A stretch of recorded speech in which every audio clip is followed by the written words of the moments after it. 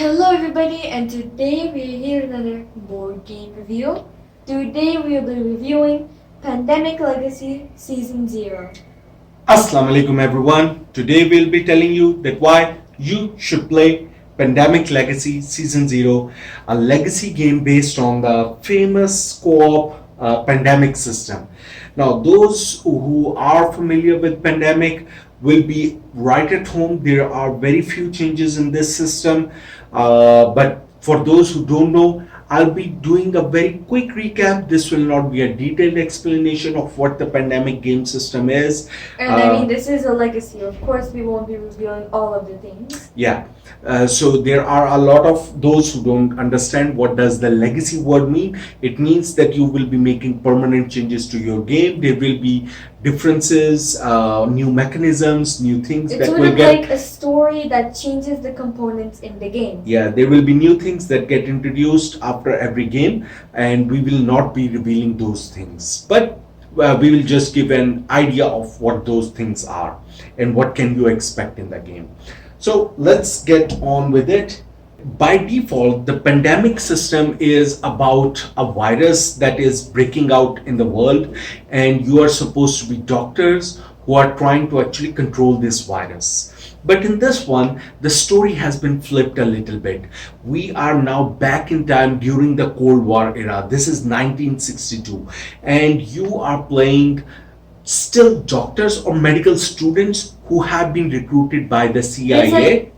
Agents in training, I guess. Agents on their first mission, whatever you call that stuff. Yeah. So these medical students have been taken by CIA under their wing because they thought that okay, rather than training the CIA agents for the medical training is going to be more difficult, so they will take the medical students and train them to be agents, and that's what you are, because there is expectation of a new type of virus that the Russian agents are trying to develop during this Cold War era, and you are going to prevent it. So in this one, gone are the virus cubes that you used to spread across the board. Instead, what now you are going to face are Toss these. those ugly diseases aside. Now we have these red men. Yeah, these KGB agents. So Good, none of us are wearing red. KGB agents who are actually going to spread across the board, and the more KGB agents there are, so they increase the level of threat and they can hinder your progress. So the concept is going to be the same, but they are not as deadly as the viruses themselves. But of course, you are going to face a lot of challenges with them in the cities as well. Just because there are no disease cubes doesn't mean these guys are little nuisances. Yeah. Yeah, so every player is going to start with a hand of cards. That depends on the number of players, and everyone is also going to start with a passport. Now, this is a very cool feature in this one. So what used to be your player cards or specific player character cards, which used to give your character some asymmetrical abilities, now they have made it into a passport. Which I actually think is really cool. Yeah. So even though this feature was already there before as well, but now by just changing it into a passport form, they have added a whole lot of more flavor to it. You can actually customize the characters Yes. however you want. So the game comes with a lot of stickers, and you can do different get-ups. You can have 3 kind of profiles for your characters, and with each of the profile you can have different attributes which you can assign with stickers as you play along the legacy game. New attributes, new powers, new abilities will get unlocked, and which you can paste a sticker on these ones. And of course, just like the previous one, just like you use to get scar if something bad happens, here you're going to get liabilities, and that will take away or put some hindrances on your characters. And if you have a lot of bad things happening to your character, your profile might get burnt as well, which means that you might not be able to use that profile anymore. Now let's move on to the actual gameplay. Again, very quickly, what you're going to do on your turn. So each player is going to have a hand of cards. What you're trying to do, Surprisingly, mine is all the same. what you're trying to do is that you want to actually prevent these KGB agents to stop spreading. Of course, wherever in a city there are too many, you want to target those cities and neutralize these agents in those cities. So for example, one of these players will try to actually travel. There are different mechanisms of travel. You can travel by road, you can use flight mechanisms, just like before games, that you can use a card. But this time, now there are different type of flights that you can take, because each of these cities have different kind of their alliances as well. So Like if their affiliations. yes, affiliation is the right word. So if the country is affiliated with the US, so they have a blue star on them. Like and a blue compass star. If they're suited with the Russian people, then they have the usual. the Russian red symbol. I don't know what these tools are called. And if it is a neutral, then it has a It's gray just- symbol. Yeah, it's gray just a globe. gridded globe. Yeah. So these three symbols actually show or indicate the affiliation. So if it is affiliated to you, you can actually fly freely to that Which country. means you don't But- have to discard any card. For flying to a neutral city, you will have to discard the card, but to fly to a KGB city, That you is cannot fly entirely at all. impossible. Yeah. So that adds little bit limitation. So slight variation of the rules. So you can fly, you can drive. Those kind of actions are still there. Once you are in a city, one of the actions that you can do is that you can neutralize one of these agents, and then they go back. Be gone.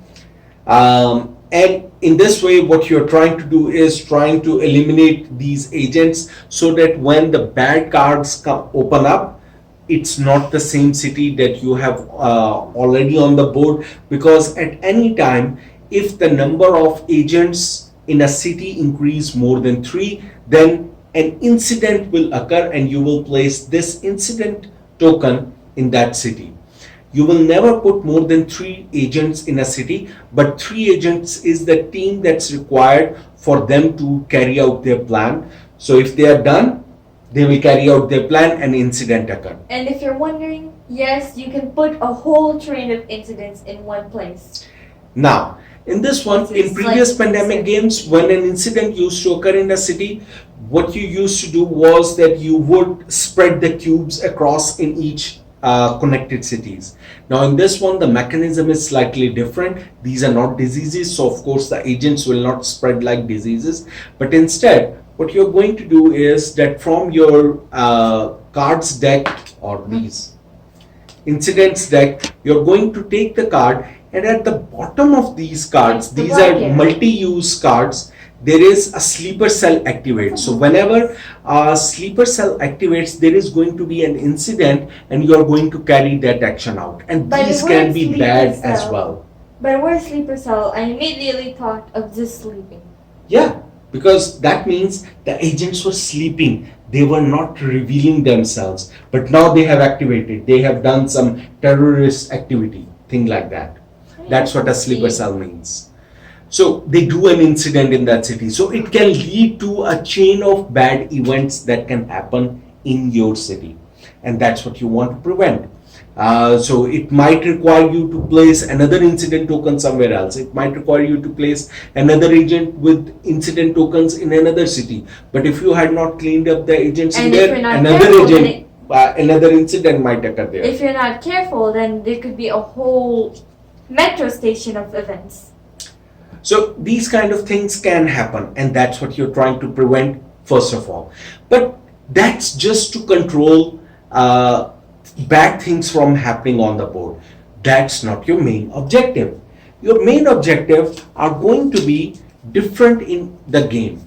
And at the start of the game, this is a legacy game, so at the start you are going to be given your objective cards, which you're going to place on the board on the top area to indicate what's your current objectives. And these can vary from game to game, so I'm not going to reveal what these objective cards are, but These objective cards can be things like capturing a certain agent, sending your vehicles to a certain city, and I will come to those vehicles or teams, what the game calls them, Yeah. to a certain city. Maybe sometimes there are certain hidden cities that you have to find out which city. So there might be a hidden city in Asia that you have to find out, and the weight of that is going to be that in the start you're going to from these cards you're going to take shuffle all the Asia cards and take one out and hide it face down under your objective card, and then you're going to shuffle back the Asia cards, distribute the cards,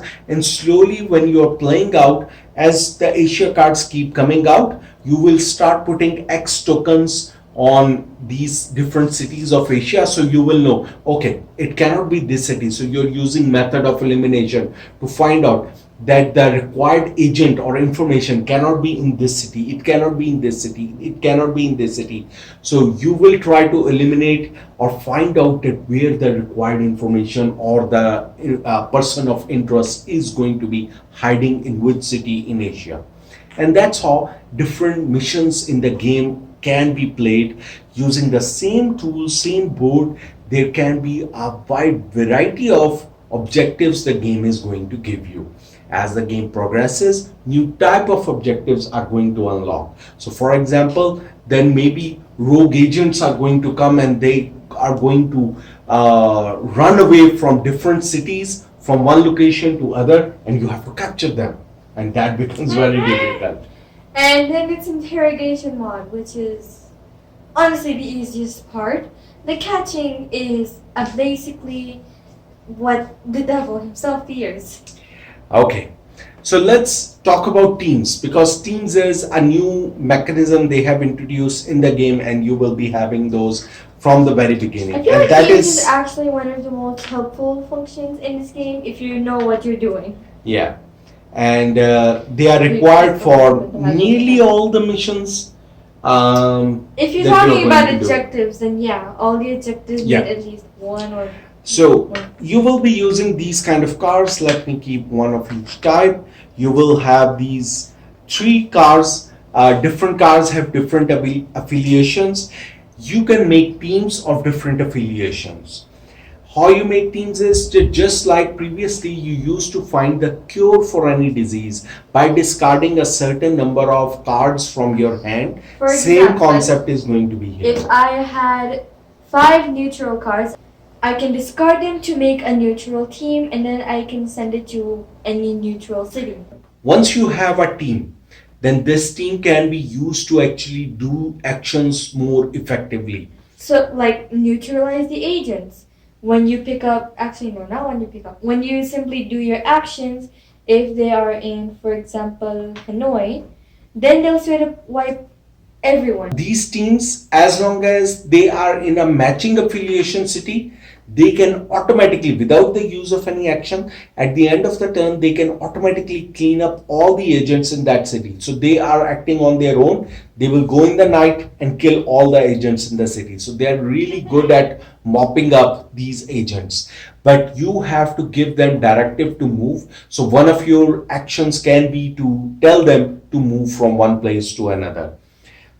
So that's what teams are helpful for. Then for completing your objectives, to pick up one of your person of interest, you have to send a team and they will pick up the person of interest. So for those kind of objectives, you need your teams to be made. Now, for the making of the teams can only be made where you have a headquarter. Now, headquarter is what replaces your supply centers or clinics or whatever they used to be called in the normal pandemic, I don't know. which is represented by these 3D buildings now.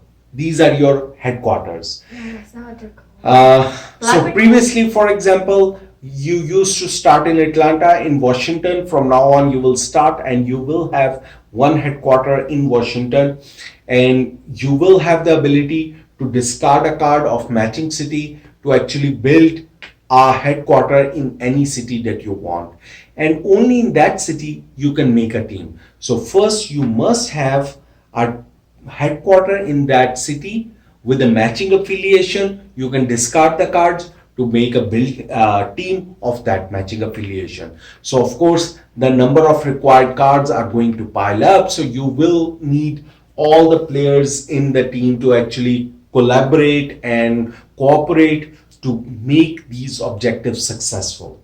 And that's what the game is going to be, that you're trying to actually keep these, while you're trying to complete these objectives, the agents are going to spread, because at the end of each player's turn you're going to flip open from this bad deck new cards, and The it's deck going that to, we all hate with all of our hearts. yeah, so this threat deck is going to be opened up, and it's going to show that, for example, New York and New York is safe. Hanoi, and you're Hanoi going is not safe.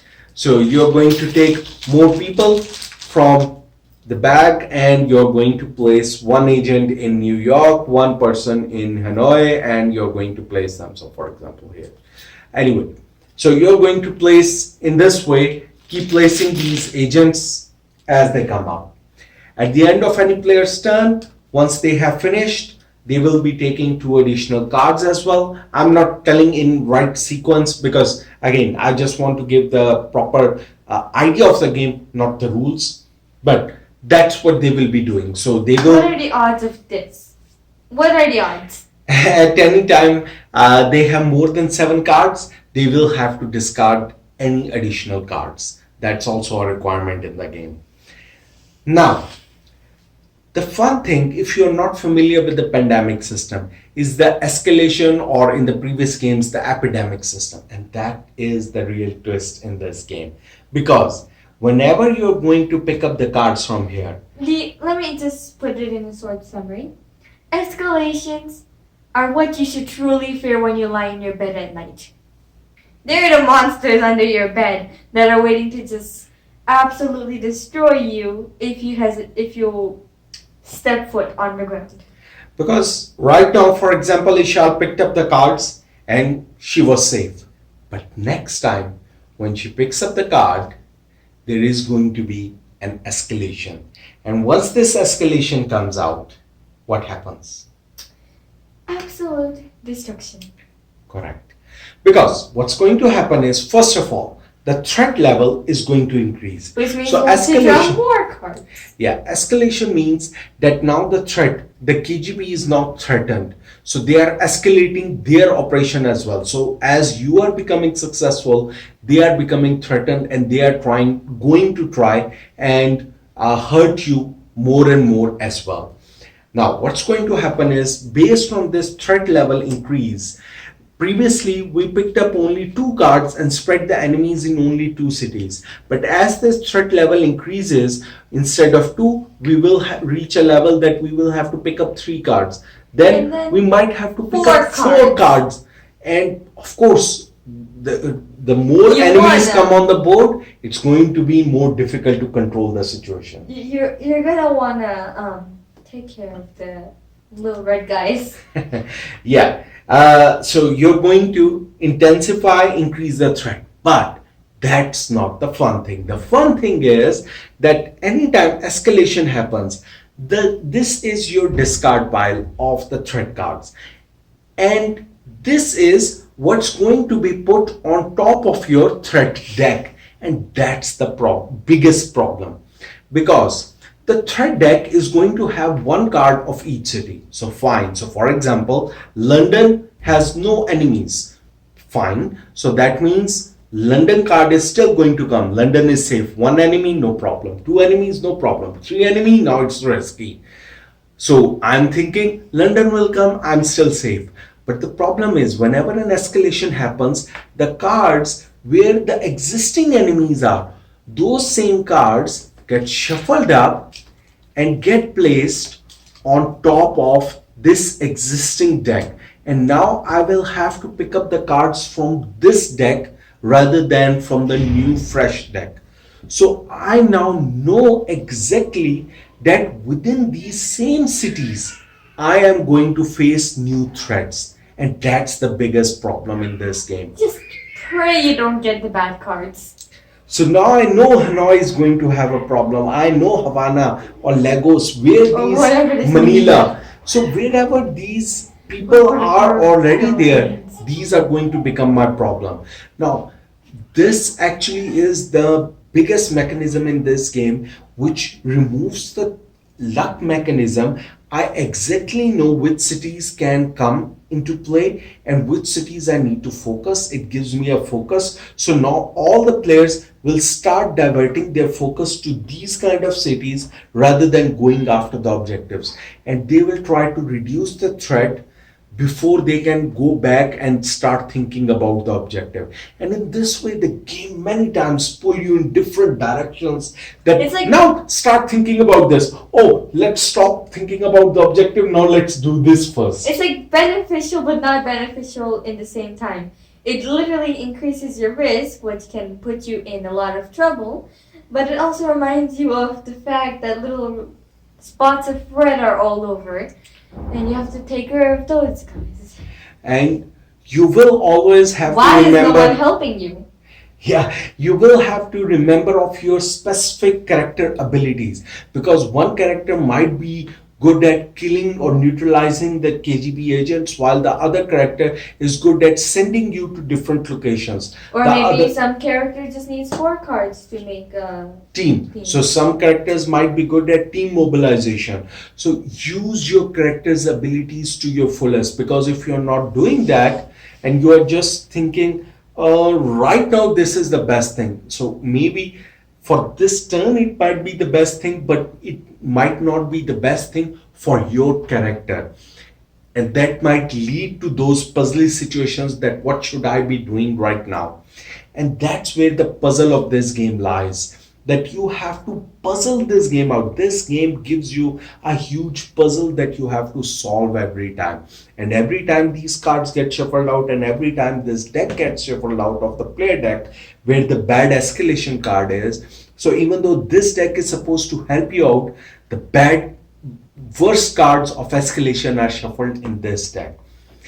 So you, the puzzle gets different every time. Plus with the changing objective in the legacy, it's a unique puzzle every time that you're going to play, and that's why it's always fun.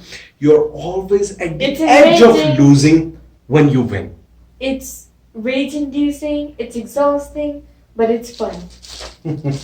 Now, the game, I'm not going to show you the contents, but the game is going to come with a lot of boxes. Now, these boxes have been opened up because we have just finished our legacy game, but We there finished are, our legacy game like a long time ago, maybe last month. yeah. So we have finished our legacy game. There are many stickers that come in this. There are many boxes in Way this, too many which stickers, are boxes. going to add new components, new twists, new mechanisms. My favorite part. These little folders. And when I say little, I mean that they make a huge impact on the actual game. First, Well, you they have- don't make a huge impact on the game itself. They have impact, but they have sort a of mental impact on you. they have a mental impact, which is kind of concerning. These are the two folders in which actually you're going to put again different cards inside. And at certain time in during the legacy, so in the legacy how you're going to play is there is a legacy deck. So each time you're going to start the game, it will tell you to pick up few cards, read it out loud, give you some objectives, and maybe sometimes it will ask you a question. So the kind of information that you're going to get revealed through the story, which objectives were successful, you will get to read out part of the story from this debrief book. So there will be things that you get to read out if the mission was successful, and if the mission was not successful, you will also get to read something out. So if you were able to reveal some story, you might be able requested to get a card about some information from this operations deck, Don't you? and that gets added to your intelligence file that you have collected some intelligence. This might be some useful information about the type of virus that you are fighting, and there might be questions asked later from you that okay, what do you think this virus is being spread, or those kind of questions will be asked. And that's why completing those objectives is actually going to be helpful, that they'll let you reveal more information, and using that information you're going to answer these questions. If you answer badly, it can put more restrictions on you. That's all I'm going to say. But my favorite part of this game was this personal deck. And what you get to actually put in this one are these kind of personal questions the game asks all the players. And these were really fun, because the game will ask that if you are given the questions were kind of moral dilemmas the game will put in front of you. Okay, if you had to get some information, for example, that's not an actual question but I'm making one, that if to get information out of a person you had to kill him, will you kill him, or will you torture him to the nth degree? Will you do that? Or Are will you that you? kind of person? And you have to now answer that. You have to use a pen and mark an option on the card and then do nothing. You just have to mark that option, put it in this folder, and forget about it. For the next two games or few games, it will not pop up again. And then suddenly it will ask you a question. Oh, sir, take out that card which you filled back then. And then when you take that card out, it's now going to ask, you filled those questions out. Let me check your answers. And then based upon the answers that you had given, there will be consequences that will be put on you. And through the entire time, I am shaking because I feel like these people just want to torture me because I really want to be good in their eyes. I want to be a good agent in their eyes.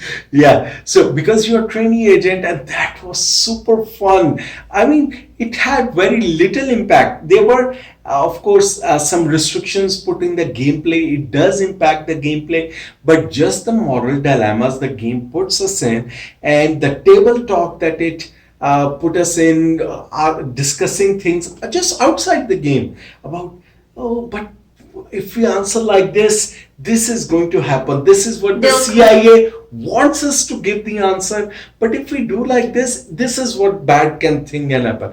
And those kind of discussions were super fun in my opinion. They were not good, but they were the fun element of this game. And I love this game because of that.